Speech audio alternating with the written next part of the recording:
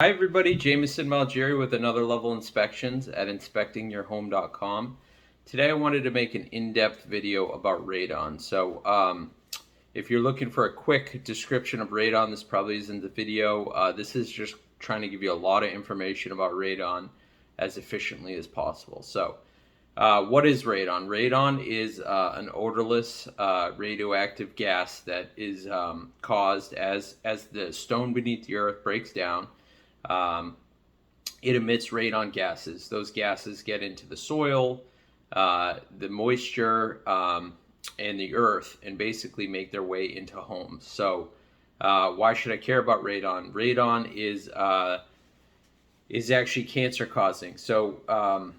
According to the EPA, radon is the second leading cause of lung cancer in the U.S. So, as these radioactive gases break down, they emit different radon decay products. As it goes through its half-lives, it emits these other materials. The materials can damage lung tissue. And as the lung tissue heals, if it heals in an abnormal way, that's how you can get a cancerous cell. There's no specific amount of radon that's equated to getting cancer, but generally speaking, there's a direct correlation. Higher exposure to radon equals a higher chance of getting cancer. So definitely a health concern, so it's good to be aware of. Now, when we talk about radon, we're talking about radon in air. There's different types of radon. There's radon in water, there's radon in air. But basically the concern, whether you're testing the air or testing the water, is breathing in those radon decay products. So as water with a high level of radon aerates, it emits these radon particles into the air. So if you have high radon in your water, say you have well water, that's a higher chance of having an issue. With city water, municipal water, the water's being aerated at these large facilities, so you don't have to worry quite as much about your radon level in your water. But say you have well water, it has a really high level of radon, and you're running showers, you're aerating that radon into the air, and you can cause an unsafe level of radon. So we're worried about breathing in these radon decay products. That's essentially what it is. How it gets into a house involves a little bit of building science. So as heat rises through the home and we're venting all these different, bathrooms, kitchens, that sort of thing, your house essentially turns into a big vacuum. And what it does is it pulls those radon gases from the earth, the soil, the moisture below the home, and pulls it up into the house. So that's the highest, the most common way of getting an elevated level of radon. There's different things like, granite countertops have been shown to emit some radon as well, but the most common occurrence is from just the stack effect and pulling those gases in. Essentially, when you have all these cracks or holes or ways for that air to get pulled into the house, and you have that suction, that's how the radon enters your home. As far as mitigating it, why would you care? Why would you want to test? Well, you'd want to test because you can put in a mitigation system, which will reduce the level of radon. There's some level of radon even outside. The average outdoor level is 0.5 picocuries per liter.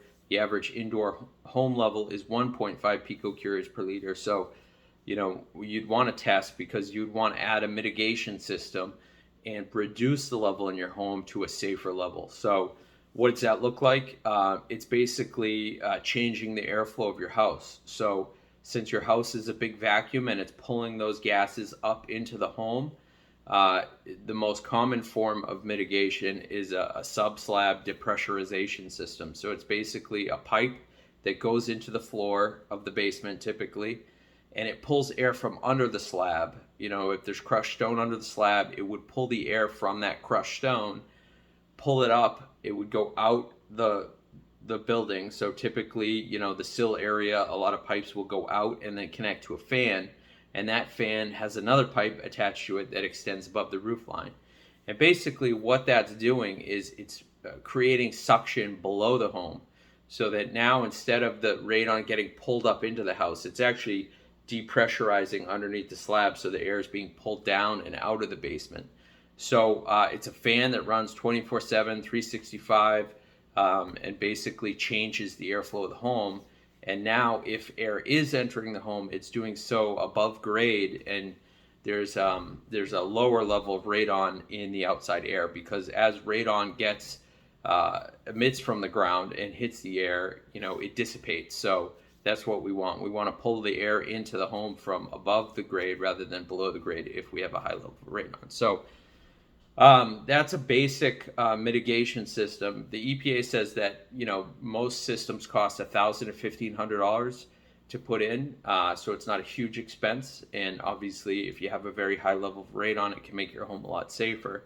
There are things that it gets a little more complicated. If you have like a dirt floor, now you don't have that floor to be a continuous radon barrier, so you need to add one. So there's different things like that that can impact how the radon enters into your home, but that's a basic radon system for your average home.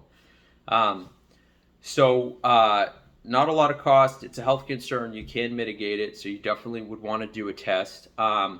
As far as testing goes, there's a bunch of different testing devices out there, and a bunch of different ways that the home is tested. But the most common type is a short-term test. They do have long-term tests up to, it would be 90 days or more, and that will give you a better idea of what the radon level is. But for a short-term test, which is at least 48 hours, there's a few different devices, and that's typically what we do as part of a real estate transaction. There's vials that you can use that some home inspectors use. There's also continuous monitors. We use continuous monitors only, and this is what one looks like. Basically, it's taking a measurement every hour. And there's some inspectors will use a continuous monitor, some will use vials. A lot of people think that the machines are much more accurate. There is an accuracy benefit to them. In my opinion, the real benefit has more to do with tampering. So you have a little device, there's no way to monitor it. You could put something over it, cover it, pretty easy to make it ineffective. So we only use the machines because they have additional protection against tampering. So that's really the best benefit in my mind. So, both are short-term tests.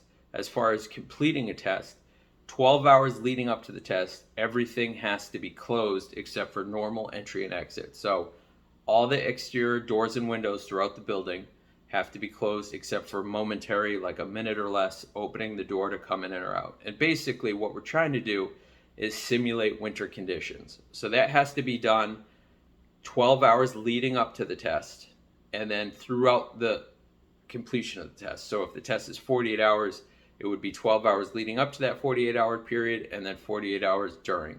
So 60 hours in total is the minimum that you need to maintain those conditions. It's called closed house conditions. And basically, if you're changing the airflow of your house, you could increase the radon level or you could decrease it. The radon builds up in the home, and we're trying to make it as close to winter conditions because that's when it tends to be higher. So if you think about it as like buckets dumping out into one another, like it takes a while for those radon decay products to build up, and depending on how you're measuring them, you need them to reach that closed house conditions prior to the test, so that when you're testing, you're getting a accurate idea of how much radon there is, because different devices measure different things, and that 12-hour period, regardless of what you're measuring, it makes sure that the right conditions are present, so you can get an accurate idea right from the start of the test. There are some different things with testing, with extreme weather conditions. Some of the machines that I have measure pressure, and that's a concern for the test. Like if there's a storm, that can throw off the pressure for the test. So if there's a significant weather event, you may have to extend the test. There is an acceptable test period with that storm data involved, but you need to make it longer. So you can still test during that period, but you would add time to it. And there's a bunch of different testing protocols. Now in Massachusetts, where I'm located, you're not required to have any sort of licensing to test, which I think is not so great. I am certified to test with the NRPP, and there's different certifications out there that are acceptable kind of nationally, where they say this is a good certification to have, and many states do require that certification to test. There's not a lot of people in Massachusetts that are certified.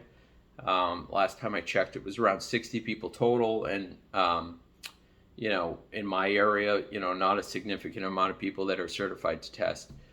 There's a lot of advantages to getting certified because there's so much misinformation out there about radon. Like if you close the basement door, that's an okay test. That's not true. How you test under different circumstances, what makes a test invalid or not, and then even some of the device protocols. Like to get certified, I had to send one of these machines away to be calibrated in a laboratory, and then they send me back to make sure I could interpret those results. I have to take a national exam about, the testing protocols to make sure I adhere to all those testing protocols. You also have to, if you use passive devices, you have to do all sorts of checks to make sure that your devices aren't being influenced in some outside way, like blanks or extra tests. There's different things that you have to do to make sure you're really making your testing as accurate as possible. So to me, there's a lot. If you want to be certified and if you want to test properly, there's a ton of information to know and a ton of different things that you need to do that you might not realize. So I would suggest having a professional do your test, definitely someone who's certified. And you can find a lot of information about the certifications online. So when it comes to the rules of testing, there's a lot of information out there by the EPA, and the EPA has always been considered the authority on radon.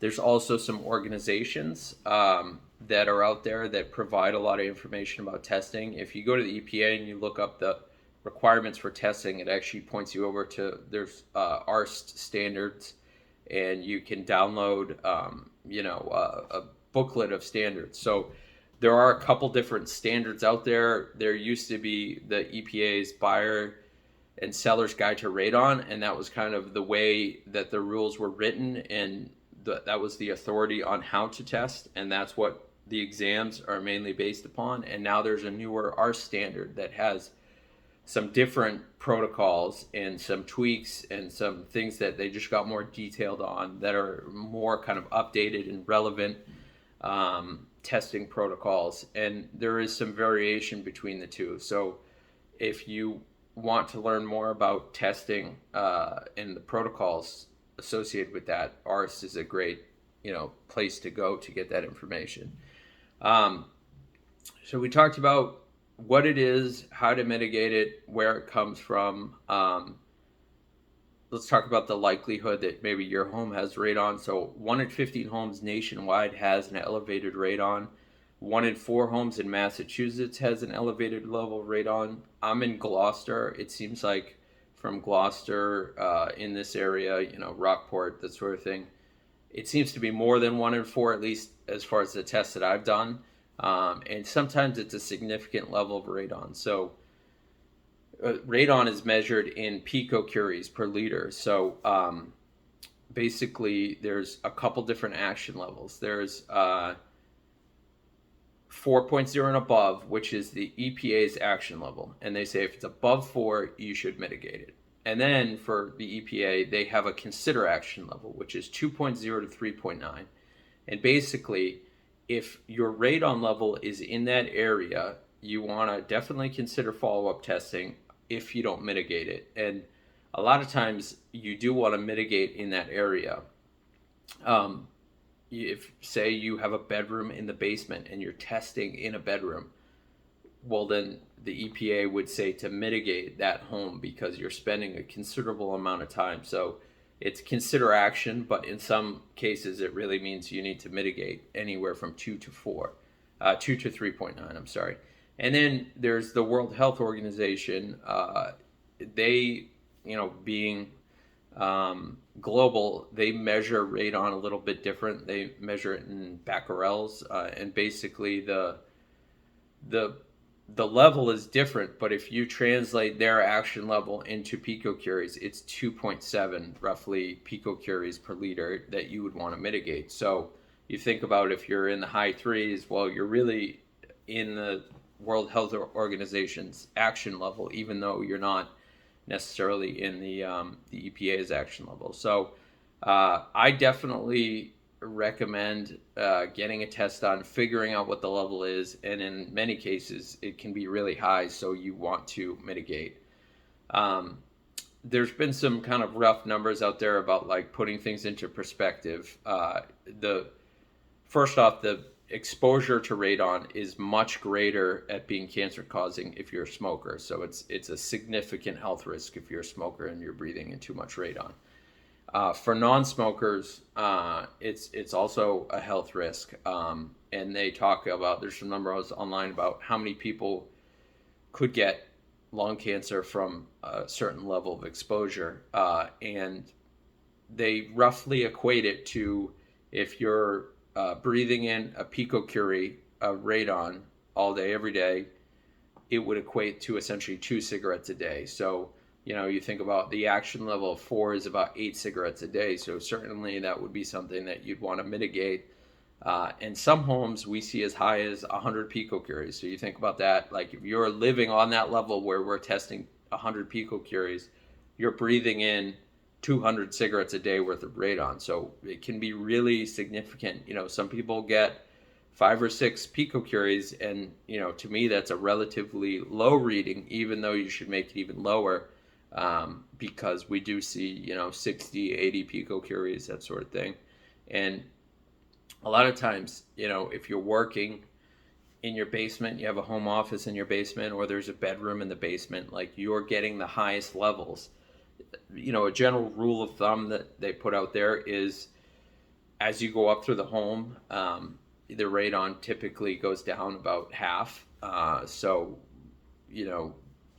that's on average, and it depends on the source of the radon, but it's just a general rule of thumb where, if you're breathing the air in the basement a lot, you're at a higher exposure in most cases. So you want to consider how you're using the property, and then you want to test anyway just to figure out, even if you're never in the basement, what is the level, so you can have a general idea of what it is as you go up through the home.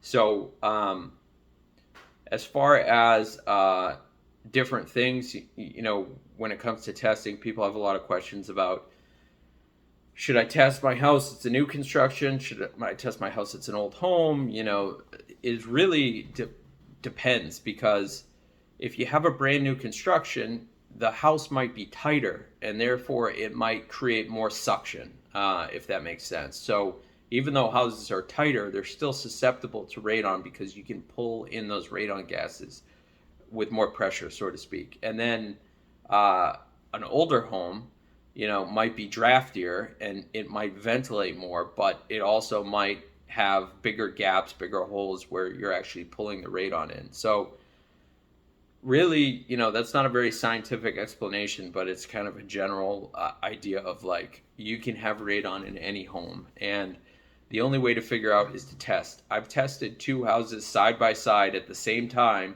that were the same exact construction, same owner, single family houses, and one was really high and one was acceptable. So from that, it's like, you can't rely on the age of a home, you can't rely on the time you test, you can't really rely on anything. You just need to test every home is really what it comes down to. And whether you have an old home and it has a bunch of slab in the basement, or it has dirt, it might be an indication there's a higher chance, or say the neighboring building has a mitigation system. It might increase the odds that you have high radon, but it doesn't guarantee anything. So even if I tested the house next door, I tell people we don't really know what it's going to be until we test. The one time that the EPA previously said you don't need to test is when you're living on the third floor or above. And the idea was you're high enough out of the ground where you don't have to worry about radon. That has since changed with the newer protocols. Essentially, some of the buildings, these modern buildings, have a lot of concrete, and that actually can be a source of radon. So now the EPA is saying to test even above those areas. So really, when it comes down to it, you don't know what your radon level is until you do a test. So I recommend testing every home and testing every condo essentially now too, depending on the type of construction. So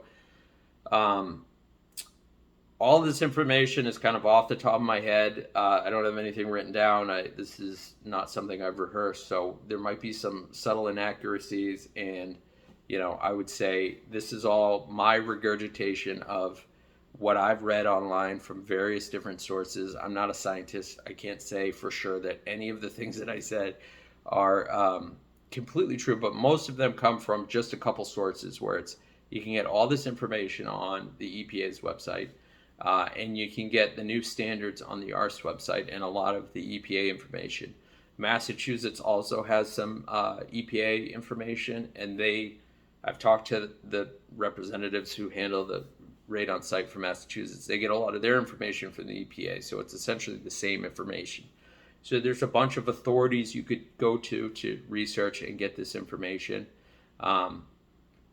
If there's anything I'm leaving out or you have any questions, feel free to mention a comment or post something, and I'll definitely answer any other information. But this was designed to be a video just with everything that I can think of that relates to radon. I'm sure I'm leaving some stuff out, but definitely if you're going to do a radon test, hire someone who's certified, and I'm always happy to answer any questions about radon, if you're considering doing the test. So give me a call. You can get all my information at inspectingyourhome.com, and thank you.